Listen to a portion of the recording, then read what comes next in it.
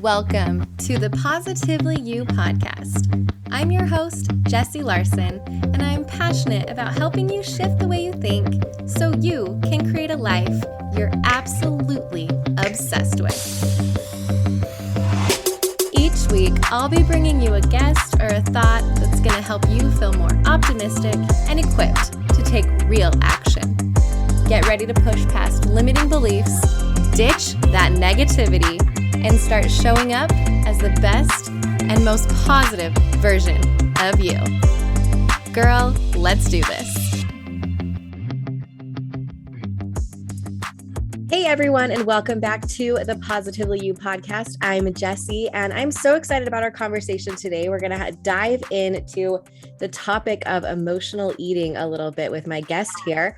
I have Lauren Chante. Did I say your last name correctly?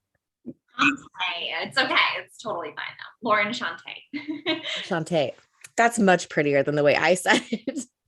Anyway, I am so excited to talk to you about emotional eating today and want to just dive into your background a little bit and what it is that you do and how you help women to lean into wellness and living their best life through that modality. Yeah, totally. So I am a wellness strategist, which means that I essentially help women to stop jumping from diet to diet and find what works for their unique bodies and lives through some tools that I've created. So I was in the fitness industry for about 12 years before I finally decided to go out and create my own method, because I just really felt that what I was seeing out there for women was not serving them. And I had almost developed an eating disorder after I had my first child, and really started to recognize at that moment that it wasn't really so much about me having work that needed to be done as much as it was about a lot of the toxic things that were coming in from the outside world that needed to be torn down. So the work that I do now really seeks to help women get the results that they're looking for while protecting their sanity and their mental health. Yeah, I love that. And that's something that I would love to dive into and talk about with you a little bit, is just the nature of the messaging that we are constantly seeing and constantly bombarded with. And that's kind of what like the kicking point was for you for getting out there, was realizing like, oh my gosh, this messaging is nuts. Yeah, totally. So I think something that is a really great place to start is, I don't think we always recognize that food, dieting, and fitness are profitable, right? And anything that's profitable usually has a marketing team behind it. And most of the information that we get about health, wellness, fitness, weight loss usually comes from some sort of source that is marketing, right? Whether it's a commercial or a TV show or Instagram, like social media is usually marketing something. And for something to be marketable, there need to be three things going on. Number one, the person you're marketing to needs to believe that they have a problem. Number two, they need to believe that that problem is solvable. And number three, preferably they want to believe that that problem can be solved easily and painlessly. So there's literally millions of dollars of marketing budget going towards making sure that women know that they have a problem. Now, does that sound like it's a really very mentally healthy thing to you, Jessie? Absolutely not. Like, yeah, the key message is that you have a problem or you are the problem. And yeah, not healthy. Exactly. And so you segued really well into that, the message that you are a problem. Well, that goes hand in hand with us having to believe that the solution is easy and painless, right? That's something they kind of push forward. So because of that, there's just so much going on with our mindsets about health and wellness that's just really, really toxic. Because the bottom line is, it's really not us. Health and wellness is a really complicated topic. And I really like to look at the anthropology of weight and our bodies to understand this a little bit more. So if you went back to like the days of the hunters and gatherers, we never consciously regulated our weight. Like, you wouldn't wake up and roll out your cave in your loincloth and be like, well, I think I'm not going to eat so many tree nuts today because, you know, my loincloth was a little tight. Like, that's not what would happen, right? Our weight was naturally regulated based on how much food was or was not available in the environment, coupled with our intuition. Like, we were really in touch with our bodies when it came to how much to eat, how much not to eat, and what types of foods to eat within the kind of limited scope that we had in our environment.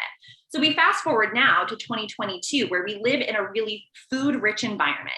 We have as much food as we could possibly want at all times, unless you're one of those people who suffers from food insecurity, which I always want to acknowledge people who are in that position too. But as a result, we are now having to consciously manage our weight for the first time. And we are not designed to do that. So there's a lot of complications that are coming out of the fact that we have to think about our weight now. And then on top of that, all of the conditions in our society make it so that we're so out of touch with our bodies. We have to be to live the American way. Like if you're tired or you're hungry, but you have a meeting or you have a deadline at work, you push through it. You deny your body's signals, you deny your body's impulses, and you don't give it what it needs, right? If you have children and you're not raising your children in a tribal environment anymore, as moms, we literally burn ourselves out and exhaust ourselves and ignore everything that our bodies need to take care of our families. So we're in this perfect storm where it's like everything is stacked against us, but that's not what we're hearing in mainstream media and mainstream fitness marketing and then the products that are put out there. And even worse, like when you have a problem, you have to get to the root of it to solve it. If you have chronic headaches, your doctor's not just going to ask you to take Tylenol for the rest of your life. Your doctor's going to take you through tests and figure out the root of it, right? But the root of our issues with weight and wellness and all these toxic mindsets would really require like the destructuring of our entire society, like putting away social media, not working in organized offices, not having like the whole system we have. And we're not going to do that. So we're living in a really difficult situation where we're trying to make ourselves well in this environment that's just stacked against us. And all of the marketing out there is telling us that we're the problem when that's literally not true. Yeah. I mean, it sounds like, wow, that's a lot. That's heavy. But I mean, good news is we're not the problem. It's not us, but we are in this environment that, yeah, we're not going to be deconstructing the entire way that society is done right now. But knowing that, right, like information and knowledge is the first like step to having power and being able to change and fix things. So it's not all bad news, right? Sorry, like a dark and stormy right from the beginning. Well, no, but that's, we need to be aware of that. And I think that's the first step with everything that I say, like that awareness is number one. If you don't have that, then you're just living blissfully unaware of what's actually affecting you and what's going on. And so I love that that's your point, is actually taking that step back and realizing, okay, what's our situation? What's our environment? What's really the messaging and really the problem? And it's not actually me. So much more space to approach it from a place of compassion instead of a place of shame. Absolutely. Absolutely. So we're at this place then where we're, like you said, we're out of touch with our bodies and our minds and out of touch. So what do you do to get more in touch and to put yourself back into that like proactive mode a little bit more? Yeah, totally. So I'm really passionate about kind of a more structured approach to getting people back in touch with their bodies. So I actually created a journal that helps you to take data on yourself and to learn how to evaluate how the things you're doing are actually affecting your body. So it's got options for you to like write what you ate in the day, how you felt in different ways, rate how you're feeling on a scale of 1 to 10 in various different areas, so that when you're really out of touch in your body, you can start to see on paper, oh my gosh, when I do this, I feel this way. When I do this, I don't feel that way. And it kind of starts to scaffold your ability to connect to what's working for you or not. And the beautiful thing about it too, is we look outside of ourselves for what we're supposed to be putting into our bodies. And because of that, we waste a lot of time and energy on things that aren't actually making an impact on our body, which is really exhausting. Like, especially if you're a mom and, a woman who works, like you don't have that much extra time and energy, right? So we really can't afford to waste all of that goodness on things that aren't going to be serving where we're trying to go. So that's where I really like to start. The program is called Your Daily Journal. It's on my website if anybody's interested. Awesome. I will link over to that as well, because that sounds amazing. And again, like I said, leaning into that awareness, which I love so much. Totally. Okay. So you've got your daily journal and you're doing that. One of the messaging that I hear a lot, or a word that's really popular, and I mentioned at the beginning of the episode, is emotional eating. We think like, oh, it gets to the end of the night and I'm just emotionally eating, or, you know what I mean? Where you just reach for the bag of chips and you're Netflixing and it's just, you're done. But you think that it might not be emotional eating. You call it something else. Yeah, I have this thing I talk about called brain dead eating. And to kind of draw back to what I was talking about at the beginning, like having to make everything marketable means oftentimes we really dumb down our understanding of wellness and fitness topics because it needs to be like easy to understand for people.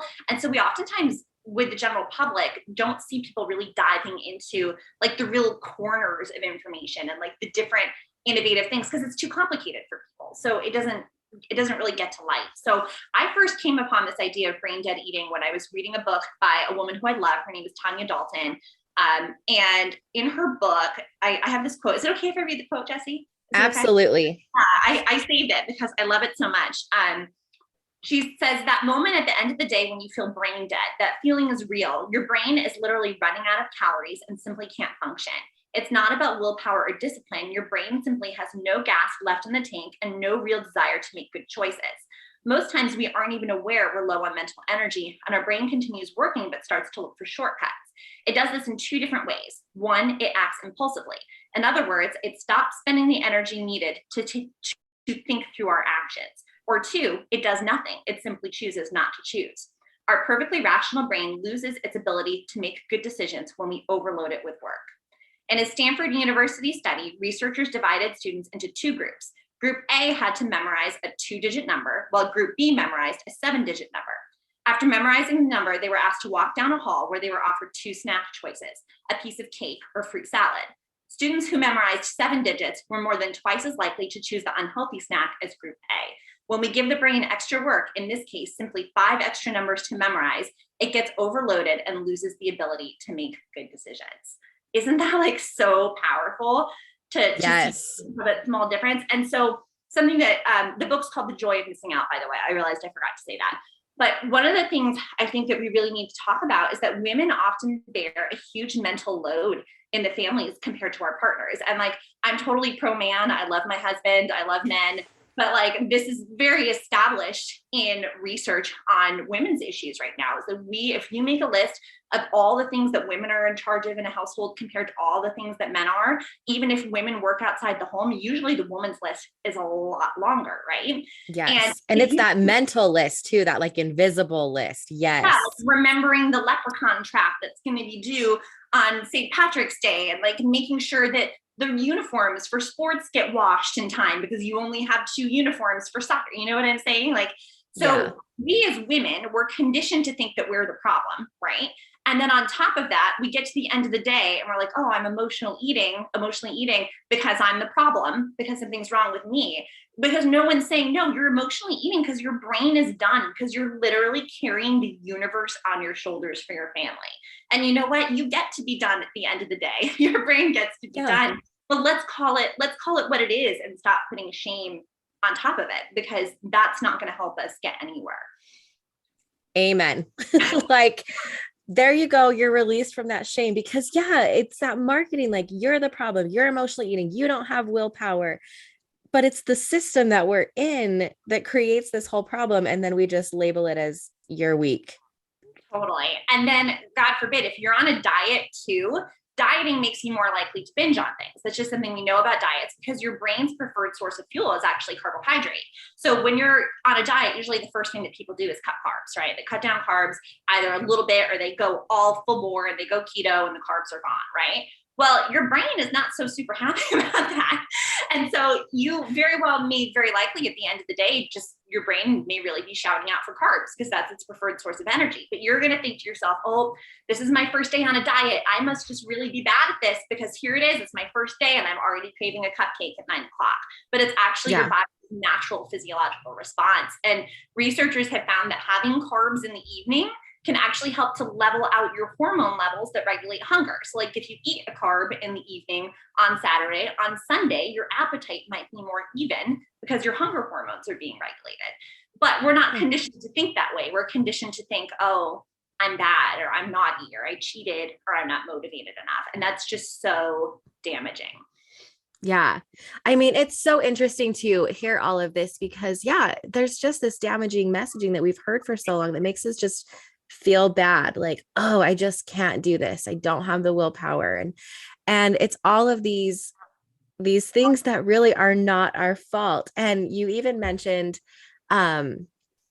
to me caffeine. Oh, let's That talk. caffeine, and hi, like where I live, I don't know, you're over on the East Coast. Here in Utah, we have a soda shop on literally every corner. Like we love our soda here. And so it's just caffeine, caffeine, caffeine. We're like on an IV drip. Hi, what in the world is caffeine doing to us? Okay, yeah. And listen, I'm saying this as a former coffee addict. Like I've been completely off of coffee for a month and a half, but there was literally a point in this whole journey of coming off of coffee where I was like, I may choose coffee over my life. Like I may choose it because I love that. But I mean, the logical way to think of it is caffeine blunts your hunger response. Like if you have a cup of coffee, it's going to make you feel like eating less. And a lot of us, because we're moms and we're not sleeping well and we're really busy, we're just drinking coffee all day. Like I was a 2 or 3 cup of coffee person, and it blunts your hunger response. So if you're somebody who drinks a lot of coffee, you may not be eating as many calories as your body wants you to because you're stifling that intuitive relationship between you and your appetite by throwing caffeine in there. So if we think about it, we usually stop drinking coffee around 3 or 4 o'clock. If you're like a reasonable human being, no matter how much you drink, you're going to stop then, right? So between 4 o'clock and 10 o'clock, you're awake, but you no longer have caffeine in your system. Well, when do you think your body is going to finally get to let you know that you're hungry? It's going to be between 4 and 10 o'clock when you stop putting an appetite suppressant in your system. So all these people probably who drink a ton of coffee are like, oh, I always overeat at night. I'm always an emotional eater at night. Because that's oftentimes the thing that women say to me is that it's usually at night. And they're not connecting the fact that they're probably not eating enough during the day. And even if they are eating, it's probably not things that they were eating that were going to serve them. Because when you have a lot of caffeine, like you're not really hearing your body's signals to eat for like vegetables and protein and healthy fats. You're more so going to eat for pleasure, like because, oh, there's some nice caramel popcorn there. I'm not really hungry, but I love caramel popcorn, so I guess I'll just eat it. Or I'm not really hungry, but there is some cupcakes that somebody brought in and I really love that bakery, so I'm going to eat it even though I'm not hungry, right? So you may be eating things that are not nourishing you and not stabilizing your system.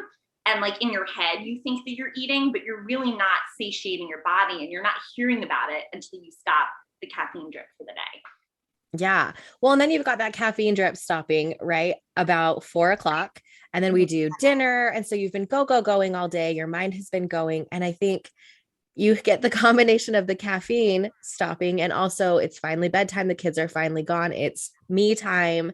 Or wine o'clock for some women, wine o'clock. Oh, right? Exactly. And so it's just this like perfect storm where if you can take a step back and be like, oh my gosh, it might not be emotional eating. It's A, B, C, D, E, F, G, all of these things.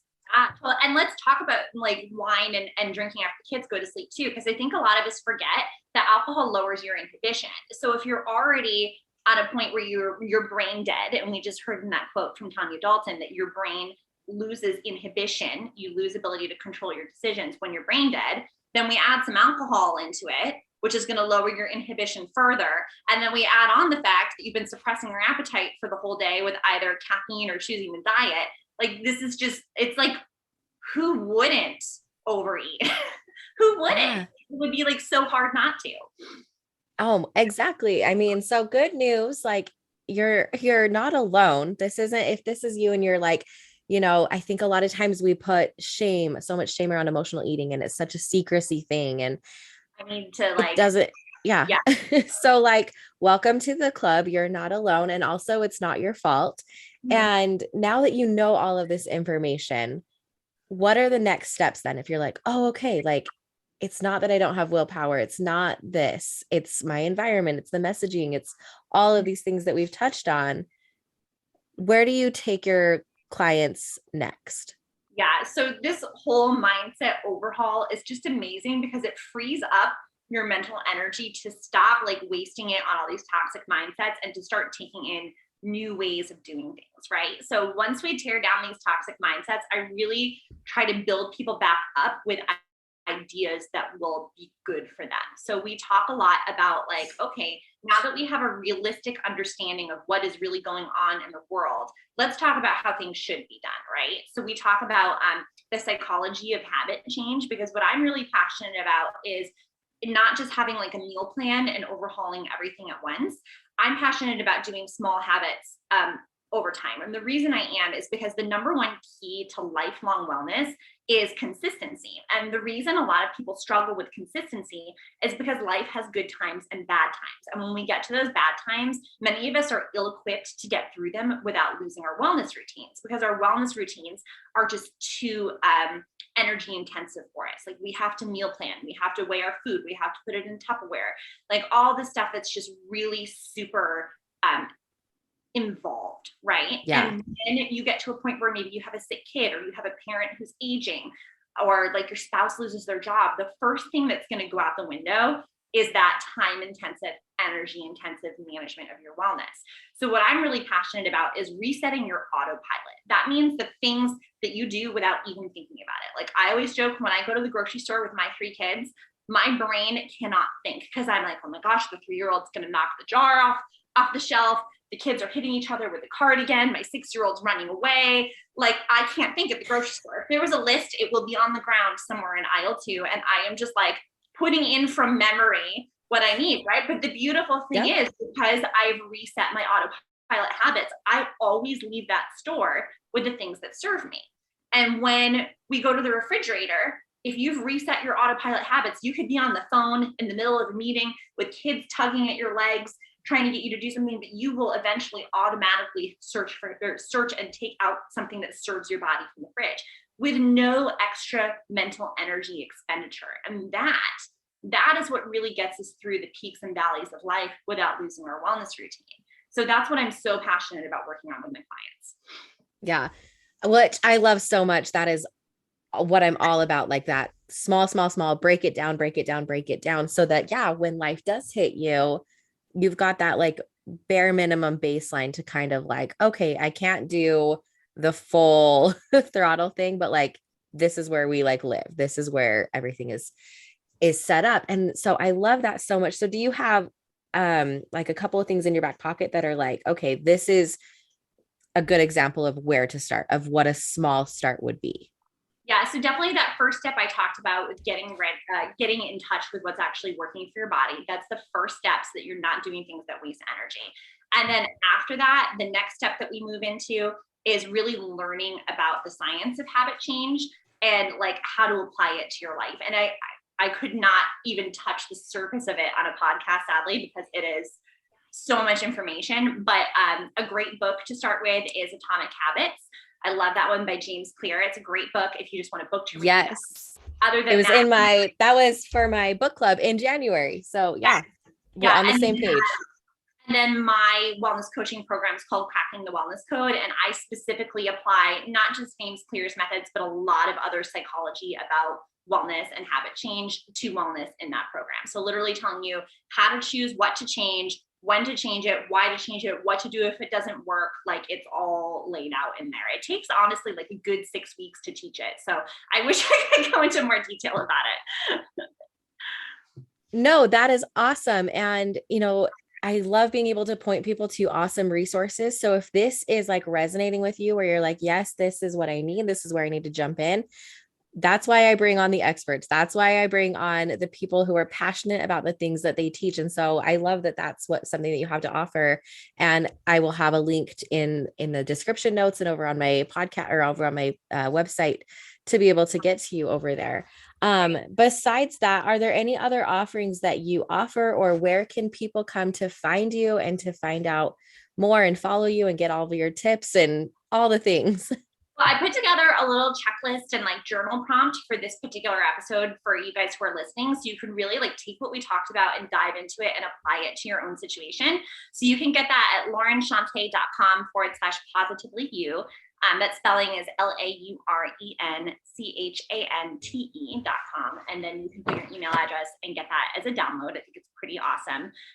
Perfect. Yeah, you can always catch me over on my website, on Instagram. I'm at Lauren Chante Official. The only other program I have is, in addition to doing like your daily journal and Cracking the Wellness Code, which are kind of like self-study, I do an intensive program where it's the same information, but people get to work with me one-on-one 4 times a month. And I basically hold your hand while we tear down everything about your mindsets about wellness and build everything back up again over 6 months. It's called Wellness Reborn, and I love it. It's one of my favorites. I love working with women that closely. I can tell you do. You guys, one of my favorite things or least favorite things about the podcast is that you can't see us, which I'll be honest, sometimes is very good because a lot of times we do show up here in a messy bun and pajamas.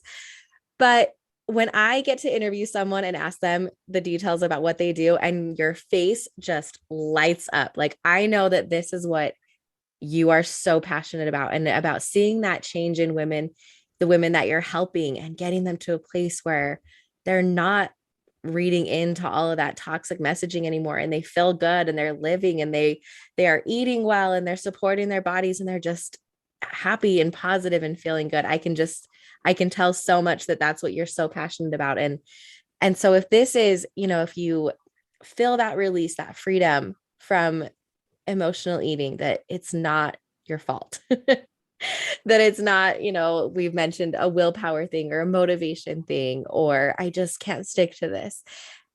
Please, please, please go check out Lauren because she is like ready to go, ready to help you hit those goals and shift and change, which I love so much. I have loved this conversation with you, Lauren. Is there anything else that you want to like leave with us or that I have forgotten to ask you? No, I mean, I guess the only thing I love to finish with is just that your wellness journey is not about your body. It's about you showing up in the world to live the purpose that God gave you. Even if you maybe don't necessarily know what that is yet, but like my whole reason for doing what I do is because the world needs you to be the best and brightest version of you. And we can't do that if you're being dragged down by toxic mindsets and hating your body and feeling like you're the problem. So time to get rid of that. Oh my goodness. I could not end on a better note. 100%. I agree with you on that. Get it all out of the way so that you can show up in the world how you need to and live just your best and brightest. So Lauren, oh my goodness, thank you so much for being on here. I'm sure we will chat again soon. Awesome. Thank you so much, Jessie. Bye, everybody. Thank you for hanging out with me again today. I'm so glad you pressed play. If you want to take a quick second to share this episode with someone you think would love it too, that would be amazing. If you're loving the show, make sure you go and leave a review on iTunes. Reviews are like magic for podcasts, and your review will help get this show into the ears of more amazing women just like you. And come find me over on Instagram. I'm there at positively.jessie, and I cannot wait to hang out with you some more. So until next time, have an amazing week.